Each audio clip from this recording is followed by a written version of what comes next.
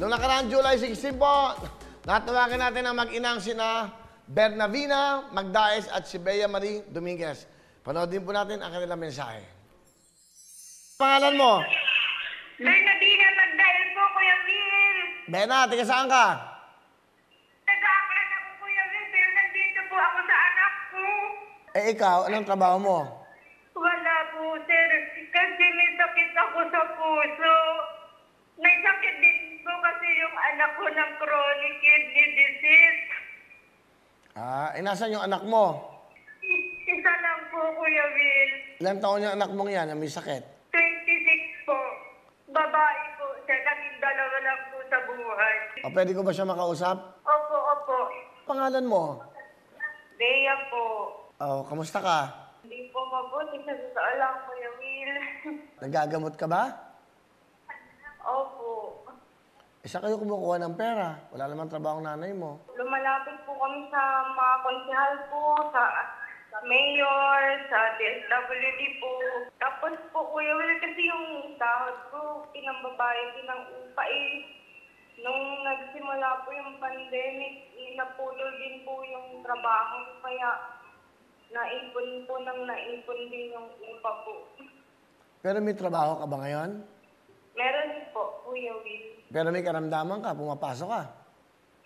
Kailangan po, Kuya Will. Ako lang po yung nagtatrabaho sa amin.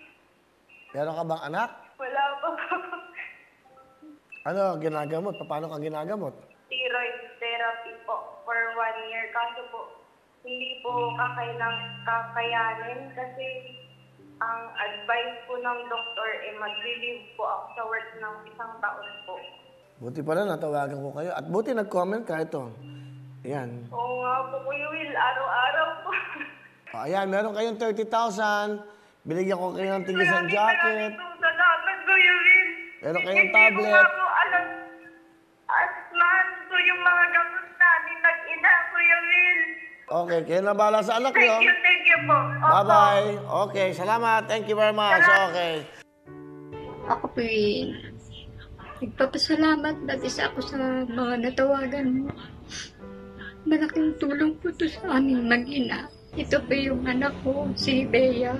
Ako lang po ang nagtatrabaho sa aming mag-ina. Pareho pa po kami nagpapagamot kaya hindi po kumakasya kasi nagbabayad pa kami ng upa kaya kung kani-kaninong konsehal po, sa mayor, sa DSWD, pumipila kami madaling araw, kakainin yung 1 buong araw para lang makahingi ng pampagamot, tsaka pambili ng gamot.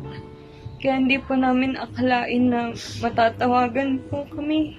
Nagbabakasakali lang po kami. Kahit kinakapos na po, nagpapaload na rin. Maraming salamat, Kuya Will. Maraming salamat Palain po. kayo ng buong may kapal. Maraming salamat po.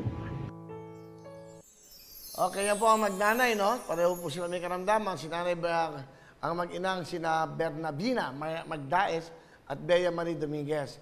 Eh yun, natawagan natin sila. Nakakatuwa dahil nagkakataon naman, yung mga natatawagan ay talagang nangangailangan.